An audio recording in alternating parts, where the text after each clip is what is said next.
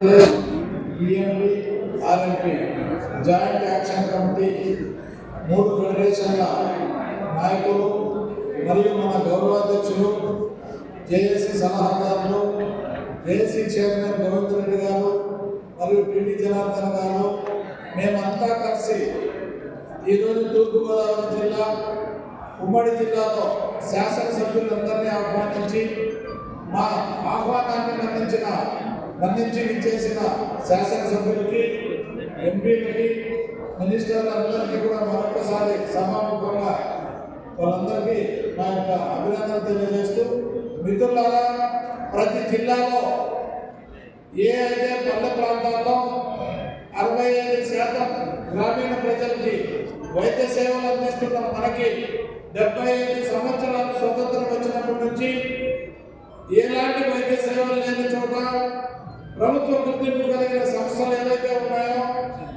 NMC registration recognition అయిన doctors ఎవరైతే ఉన్నారో, గవర్నమెంట్ వ్యవస్థ ఏదైతే పిఎస్సి సిఎస్సి వ్యవస్థ ఉందో, ఇదంతా కూడా మండల స్థాయి వైద్య పరిధిలోనే ఉండిపోయి గ్రామ పంచాయతీలు అయితేమి, విలేజ్లు అయితేనేమి, మున్సిపల్ అర్బన్ ప్రాంతాలు అయితేనేమి అతి తక్కువ ఖర్చుతో ప్రజల మధ్యన ఉండి మేము నేర్చుకొని అనుభవించే మా వంశపారంపర్యంగా మా పెద్దలు అనువంశీకరణ హెర్బల్ ఆయుర్వేదిక్ నుండి ఈరోజు మేము కూడా ఎంతో గ్రాడ్యుయేట్స్, పోస్ట్ గ్రాడ్యుయేట్స్, ఇంటర్మీడియట్ దాకా చదివి 5 సంవత్సరాలు క్వాలిఫైడ్ డాక్టర్స్ దగ్గర ఉండి ఈ విద్యను అభ్యసించి మా చేతనైంది ప్రాథమిక వైద్య సేవను ప్రజలకు మేము అందిస్తున్నాం.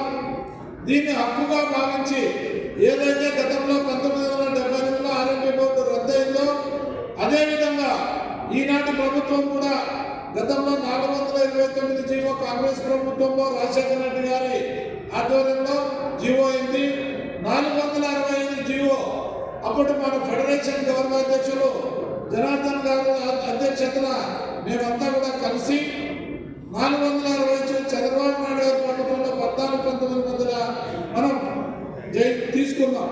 కానీ అంతటితో మనకు గుర్తింపు రాలేదు. కాబట్టి మాకంటూ ప్రతి జిల్లాలో ఉన్న 175 మంది శాసనసభ్యుల్ని ప్రతి జిల్లా సమావేశాలకు ఆహ్వానించి మా యొక్క బాధను, మా యొక్క అవసరాన్ని, మా గుర్తింపును, మా గౌరవదాన్ని మీ ద్వారా ప్రతి శాసనసభ్యులకి విన్నవిస్తున్నాం.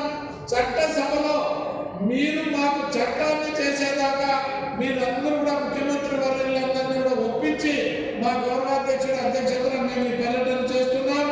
మా యొక్క ఉనికి మీకు తెలుసు.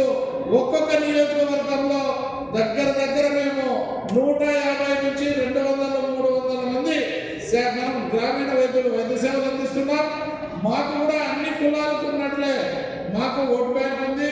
ఈ ప్రజాస్వామ్యంలో అడిగే హక్కు ఉంది.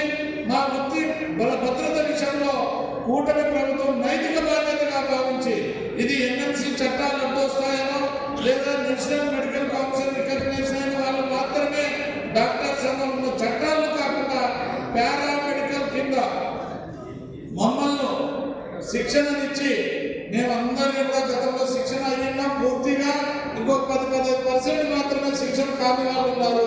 వీళ్ళందరికీ కూడా మొన్ననే మనం అభ్యర్థించాం హెల్త్ మినిస్టర్ గారికి. మన గౌరవాధ్యక్షుల యొక్క ఆధ్వర్యంలో ఆయన కూడా ఒక అడ్వైజరీ కమిటీని త్వరలో వేస్తామన్నారు. దీన్ని తొందరగా ఈ అడ్వైజరీ కమిటీని ముగించి మాకంటూ ఒక మంచి సలహాతో కూడిన సంఘాన్ని ఏర్పాటు చేసి అందులో ఐఎంఏని ఈ సభాముఖంగా వివరిస్తున్నాం. తర్వాత నర్సింగ్ హోమ్ అసోసియేషన్ వివరిస్తున్నాం. అదేవిధంగా సూపర్ స్పెషాలిటీ డాక్టర్ అసోసియేషన్ కి, జూనియర్ డాక్టర్స్ అసోసియేషన్ కి కూడా మా అందరి తరఫున విజ్ఞప్తి చేస్తున్నాం.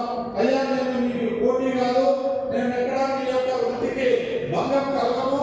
మేము ఏదైతే పిల్లర్స్ గా ఈ ఫస్ట్ ఎయిడ్ వ్యవస్థలో గ్రామీణ ప్రాంతాల్లో ఉండి సేవలు అందిస్తున్నామో మా సేవలకు తగిన గుర్తింపు నిర్మించమని మీ ఎవరు అడ్డు కాకూడదని చెప్పి కూడా మేము కోరుకుంటూ ఈ ఫస్ట్ ఎయిడ్ ఖర్చులో మేము చేస్తాం. మేము దీనికి ఒక చట్ట పరిధి నిర్ణయిస్తే మాకు కూడా భయభక్తులు భక్తి అంతా ఉంటుంది. ప్రజలు మా వద్దకు నమ్మి మాకు ఇస్తున్నారు కాబట్టి, వైద్య సేవల కోసం వస్తున్నారు కాబట్టి మీ అందరికీ కూడా ఇదే పెద్దలు ఇంతవరకే చెప్పారు. ఏమేమి చెప్పారా అంటే, మీ పరిధిలో మనం ఫస్ట్ ఎయిడ్ చేద్దాం, మనతో కాలేజీ క్వాలిఫైడ్ డాక్టర్ వ్యవస్థ కానీ ఒక గవర్నమెంట్ పిఎస్సికి కానీ మెడికల్ కాలేజీకి కానీ పంపించి మనం అందరికీ కూడా వాళ్ళకి తగిన వైద్య సలహాదారులుగా ఉంది. ఎవరైతే ఒక గ్రామీణ ప్రాంతాల్లో నిరక్షరాస్యమైన వారికి ఒక న్యూరలాజికల్ ప్రాబ్లం వస్తే ఎక్కడ పంపాలి, ఒక ఆర్థో ప్రాబ్లం వస్తే ఎక్కడికి పంపాలి, ఒక రుమటాలజీ ఉంటే ఎక్కడికి పంపాలి అని వారంగా మేము పనిచేస్తున్నాం.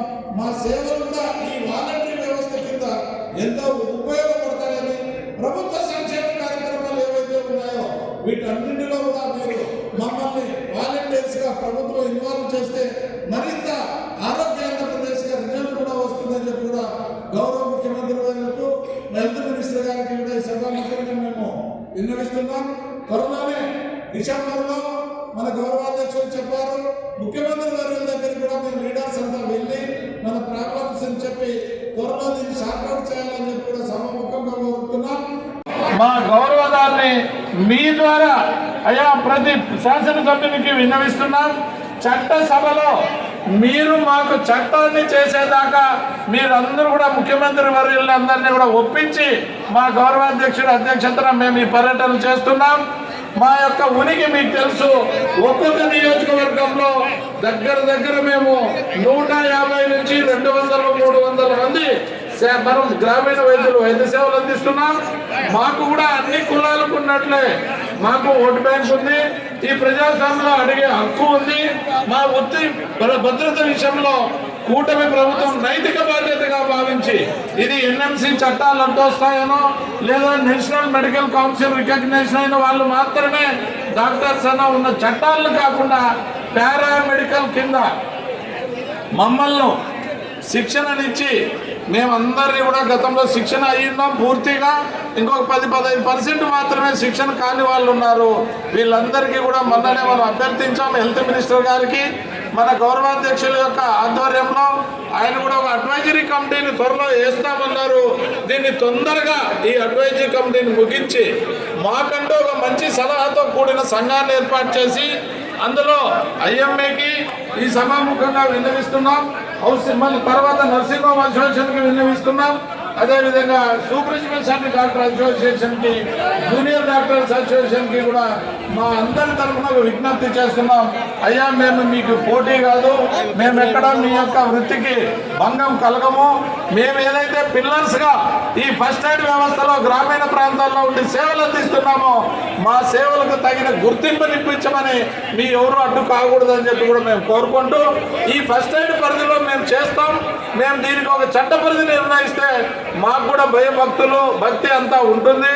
ప్రజలు మా వద్దకు నమ్మి మాకు ఇస్తున్నారు కాబట్టి వైద్య సేవల కోసం వస్తున్నారు కాబట్టి మీ అందరికీ కూడా ఇదే పెద్దలు ఇదివరకే చెప్పారు. ఏమేమి చెప్పారు అంటే మీ పరిధిలో మనం ఫస్ట్ ఎయిడ్ చేద్దాం.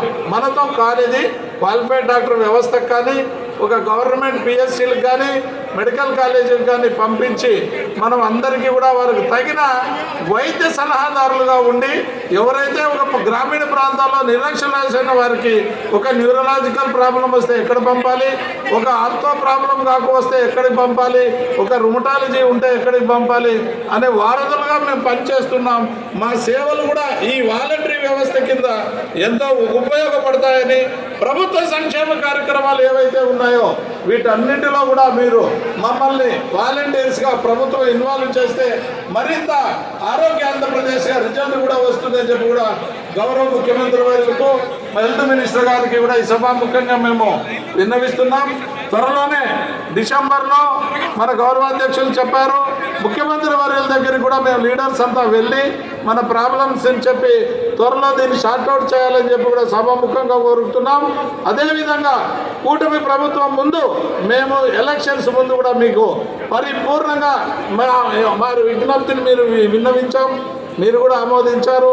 ఈరోజు ఈ విధంగా ఇప్పుడు మా లీడర్స్ చెప్పినట్లు అక్కడక్కడ మా మీద జరుగుతున్న దాడుల్ని ప్రభుత్వ దృష్టికి కూడా తీసుకెళ్తున్నాం. యూనియన్స్ పరంగా అవి నిలుపుదల చేయండి. చాలామంది పత్రికలు, కొంతమంది చిన్న పత్రికలు, అందరూ కాదు, మా వాళ్ళ దగ్గరికి వెళ్ళి బెదిరిస్తున్నారు, డిఎంఎండ్హెచ్ఓలకు లేనిపోయిన కంప్లైంట్స్ ఇస్తున్నారు. వాటిని కూడా అరికట్టాలని చెప్పి మేము కోరుకుంటూ మేము ఏదైతే ఈరోజు రేపటి ప్రజాస్వామ్య దేశంలో ఎన్నిక కాబడే ప్రతి ప్రజాప్రతినిధికి కూడా మేము విన్నవిస్తున్నాం. మాకు కూడా 1015,000 ఓట్లు ఒక్కొక్క నియోజకవర్గంలో మేము వేసి